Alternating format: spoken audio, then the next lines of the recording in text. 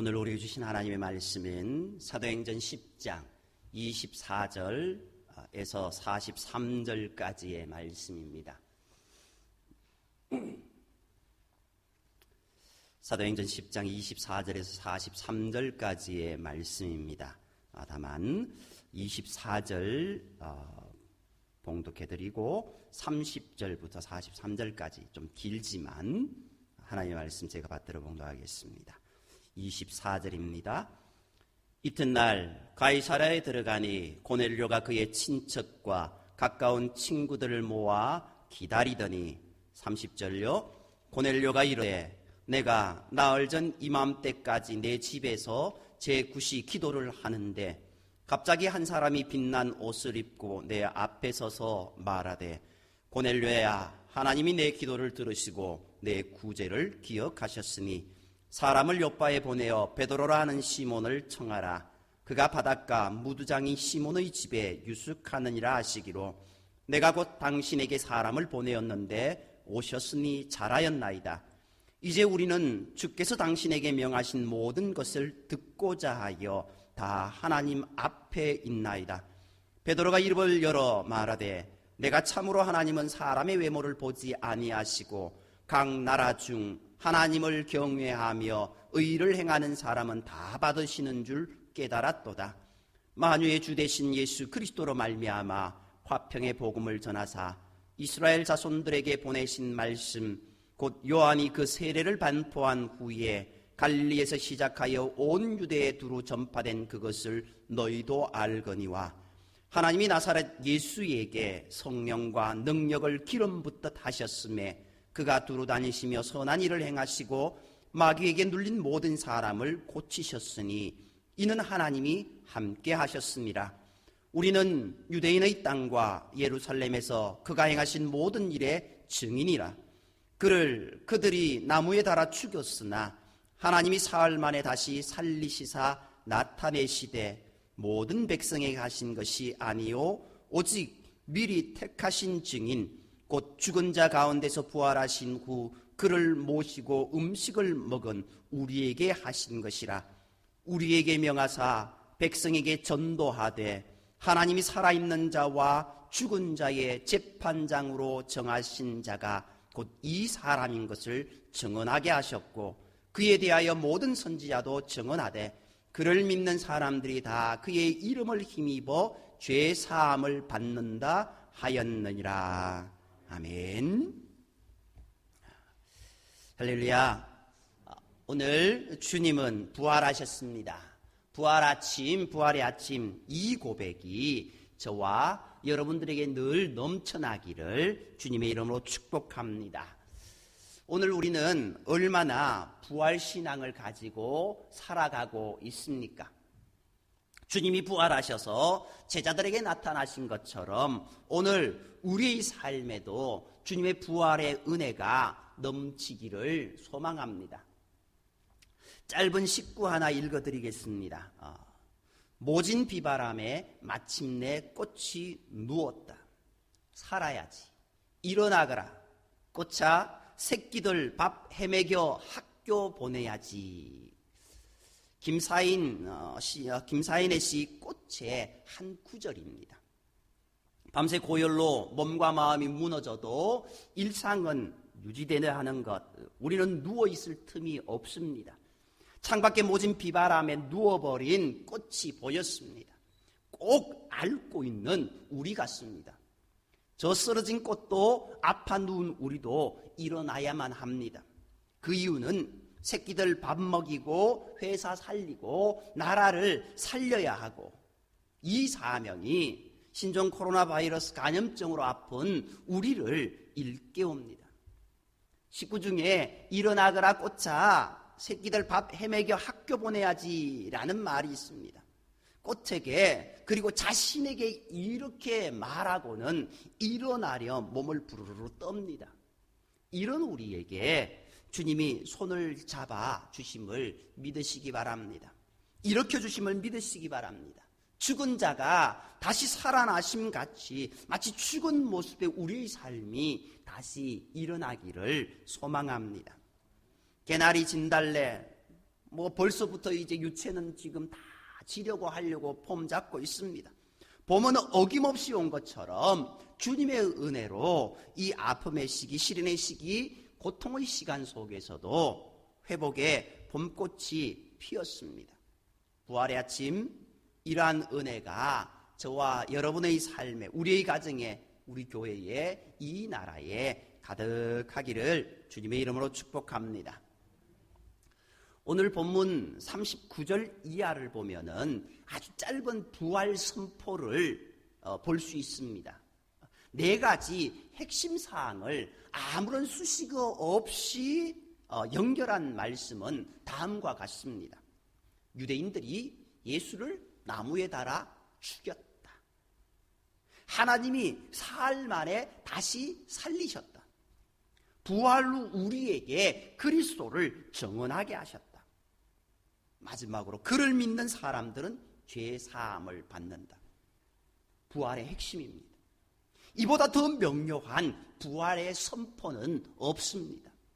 이렇게 간결하고 강력한 부활 설교를 한 사람이 누굽니까? 바로 사도 베드로입니다. 베드로를 한번 생각해 보십시오. 그는 예수 그리스도를 따라 3년의 세월을 하루같이 보냈습니다. 주는 그리스도시요 살아계신 하나님의 아들이십니다 라는 위대한 신앙 고백을 주님 앞에 남겼습니다. 베드로는 다른 일들은 다 제쳐주고 그리스도의 고난과 부활에 관한 사연만 하더라도 극적인 대목이 셀 수 없이 많았을 것입니다. 체포당하시는 예수님을 지키기 위해 칼을 휘두른 일, 잡히신 후 대제사장의 집 문 바깥에서 3번이나 주님을 모른다라고 부인했던 일, 부활의 날 새벽에 막달라 마리아의 말을 듣고 무덤으로 달려가 구부려 들여다보니 세마포만 보여서 놀랐던 일, 그날 저녁에 문을 닫고 두려움에 떨고 있는 제자들에게 오셔서 손과 옆구리를 보여주셨던 일, 디베라 호수에서 고기를 잡아 조반을 함께 드신 일 등 어찌 하나라도 잊을 수 있겠습니까? 이 모든 것들이 기억에서 지워진다 해도 베드로에게는 부활하신 예수님이 물으셨던 3차례의 질문이 영원히 뇌리에 각인되어 있었습니다. 그것은 요한의 아들 시몬아, 네가 나를 사랑하느냐라는 거듭된 질문이었습니다. 정말 민망한 질문이었습니다. 3번이나 연거푸 질문하십니다. 그때 베드로의 대답은 주님 그러하나이다. 내가 주님을 사랑하는 줄 주님께서 아시나이다라고 반복해서 고백했습니다. 그때 그리스도께서는 내 양을 먹이라 그렇게 부탁하셨고 베드로가 어떠한 죽음으로 하나님께 영광을 돌리실 것인지 말씀해 주셨습니다. 예수 그리스도의 부활에 대해 말한다면 베드로보다 더 사실적이고 구체적인 내용을 알고 있는 사람 없습니다. 그런 베드로가 부활 선포를 이렇게 간단하게 마쳤습니다. 부활의 중요성을 누구보다도 잘 알고 있는 그였지만 그는 말을 아꼈습니다. 온 세상 사람들을 부활의 증인이 되게 하기 위한 그의 증언에는 성령님의 도우심이 필요합니다. 베드로는 부활의 증언을 위해 자기의 말을 성령의 능력에 맡긴 겁니다. 각 사람에게 찾아와 성령의 능력으로 우리를 예수 그리스도가 나의 구주라고 믿게 하시고 부활의 주님이라고 믿게 하는 그 성령의 능력에 맡겼고 단지 있는 사실 그대로를 고백한 것밖에 없습니다. 부활의 이 선포는 고넬료 집에서 이루어졌습니다. 고넬료는 가이사랴에 주둔하는 이달리아 부대의 백부장이었습니다. 즉 로마 군대의 중대장급 장교였습니다. 총독을 호위하는 특수부대 지휘관으로서의 위치는 상당했을 것으로 보입니다. 로마에서 노예 해방을 이룬 코넬리우스 가문의 성을 쓰고 있기도 합니다. 고넬료라고 이렇게 되어 있습니다. 그러니 얼마나 그 위세가 등등했겠습니까?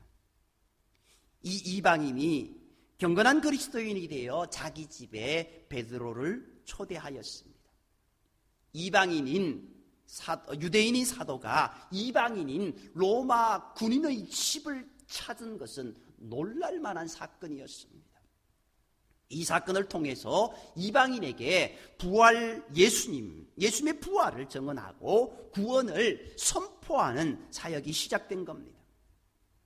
고넬료는 자기 혼자서 베드로를 기다린 것이 아니었습니다. 친척과 가까운 친구들까지 모두 모아서 기다렸다라고 기록되어 있습니다. 그는 이날을 기다리면서 자기 주변의 모든 사람들에게 전도자의 사명을 다 이행했던 겁니다.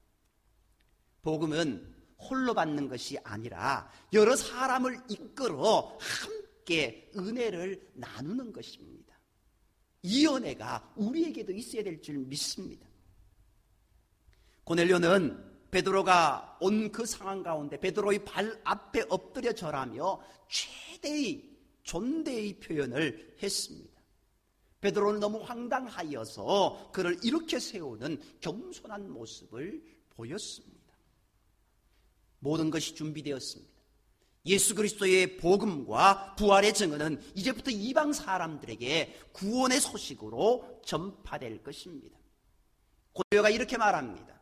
이제 우리는 주께서 당신에게 명하신 모든 것을 듣고자 하여 다 하나님 앞에 있나이다. 주님께서 하신 모든 것을 듣고자 당신 앞에 있나이다가 아니라 하나님 앞에 있나이다라고 그렇게 고백합니다. 이 말은 베드로의 선포를 하나님께서 하시는 말씀으로 여기고 진실하게 정중히 듣겠다는 뜻입니다. 이러한 겸손과 간절함 그리고 진실됨으로 우리도 주님의 말씀을 받으려고 노력해야 될 줄 믿습니다. 오늘 이 말씀은 이방인을 대상으로 한 베드로의 첫 설교였습니다. 가이사라에 있는 고넬료의 집에서 이루어진 이 설교를 듣는 사람은 유대인이 아닌 이방인들이었습니다. 베드로는 아람으로 선포하고 통역하는 사람이 그 사이에 있었을 것으로 보입니다. 로마 사람이기에. 아무튼 이방인들이 그리스도의 순환과 부활에 대해서 듣고 믿는 것 결코 쉬운 일이 아니었을 것입니다. 선교사님들 외국에 갔을 때 그 나라 말을 제대로 알지 못할 때 어떻게 할까요? 그 나라에 가서 내가 할 수 있는 말을 합니다. 그러면 중간에 또 통역을 합니다. 그리고 또 통역을 하는 그런 일들을 겪게 됩니다. 그렇게 되니 한 5분 설교를 할지라도 어떻게 될까요? 3배로 됩니다. 15분이 됩니다. 물론 짧은 설교를 했습니다. 그러나 긴 시간 결코 잘려서 듣는 그 이야기가 그렇게 맥락이 선명하게 다가오지는 않았을 겁니다. 그러나 이 설교가 그들의 전생을 뒤집어 엎는 그런 은혜가 있게 되었습니다.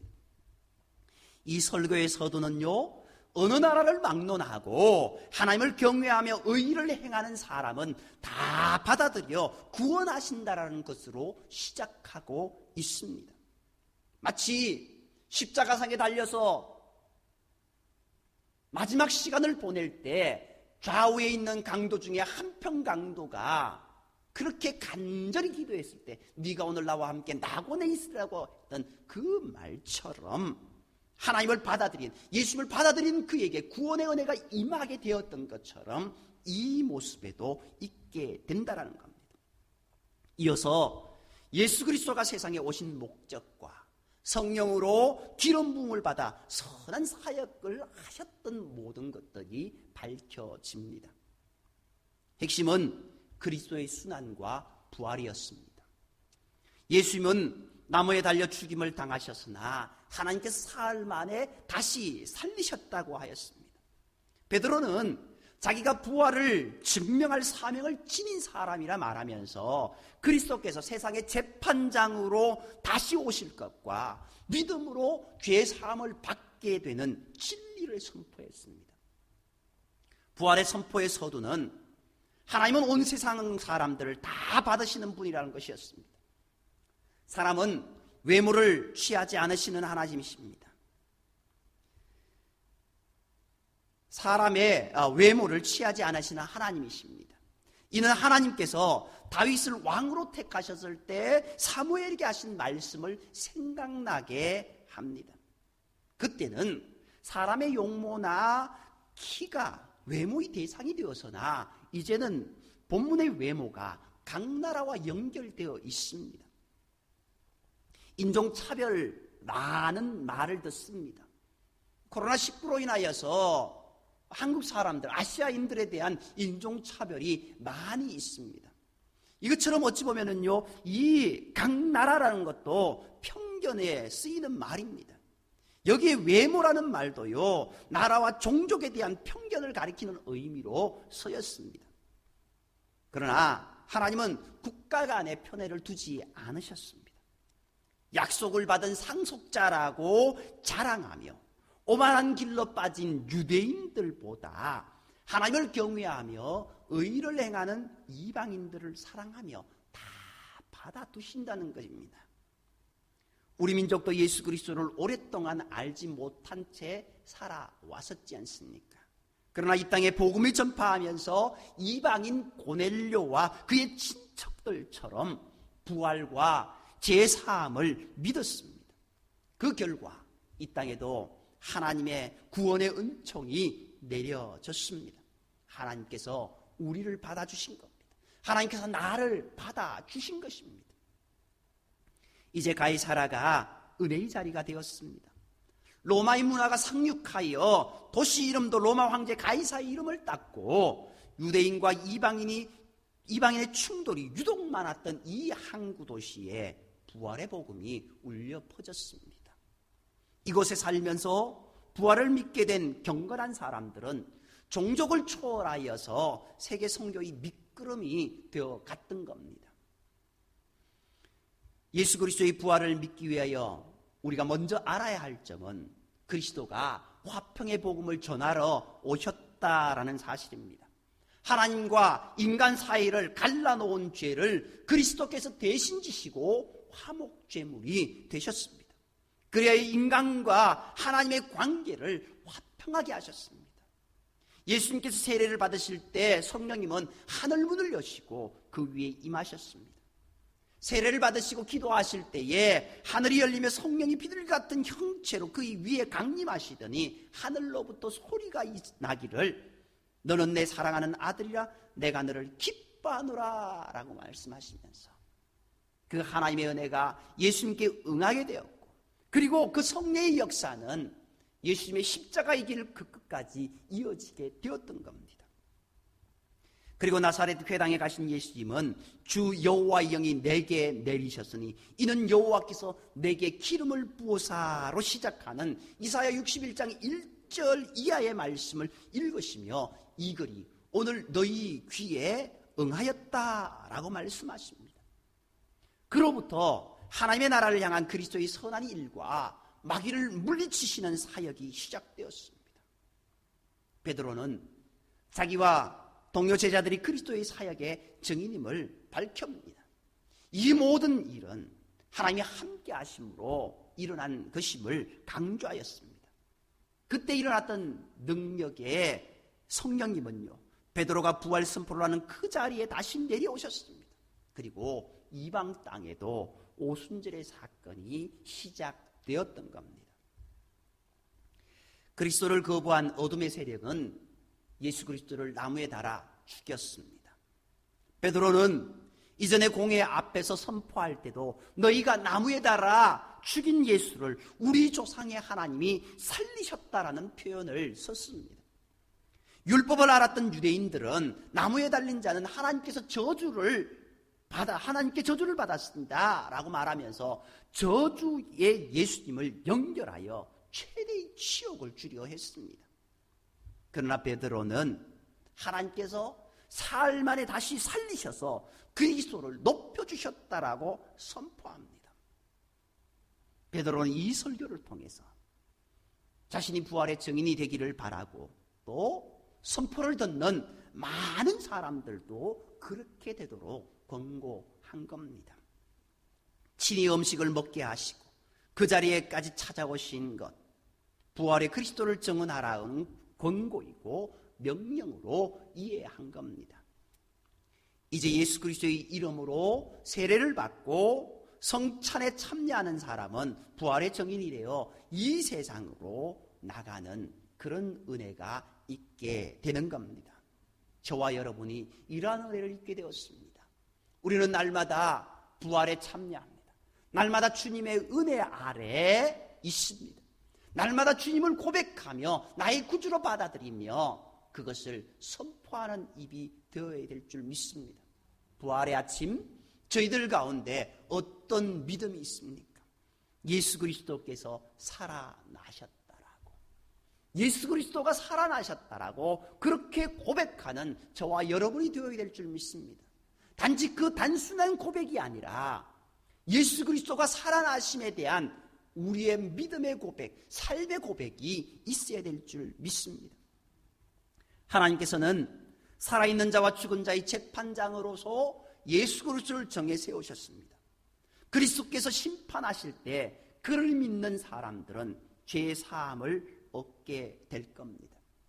우리는 이 찬란한 부활절 아침에 하나님께서 살리신 아들 예수 그리스도의 부활을 확실히 믿어야 될 줄 믿습니다. 그리고 부활의 주님을 내 마음속에 모시고 믿음으로 세상을 살아가야 할 것입니다.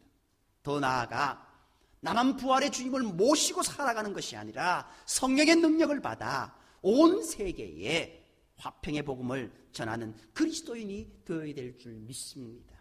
이러한 은혜가 저와 여러분의 삶 가운데 가득하기를 주님의 이름으로 축복합니다.